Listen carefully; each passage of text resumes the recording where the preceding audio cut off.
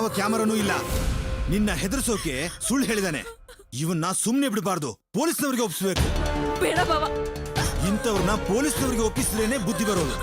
ಬೇಡ ಬಾವ. ಪೊಲೀಸು ಅದು ಇದು ಎನ್ಕ್ವೈರಿ ಅಂತ ಹೋದ್ರೆ ಮತ್ತೆ ನನ್ನ ಹೆಸರೇ ಕೆಡತ್ತೆ. ನಾನಲ್ಲಿ ಕೆಲ್ಸ ಹುಡ್ಕೊಂಡ್ ಬಂದಿದ್ದೆ ನಮ್ಮ ಮನೇಲಿ ಗೊತ್ತಿಲ್ಲ ಬಾವ.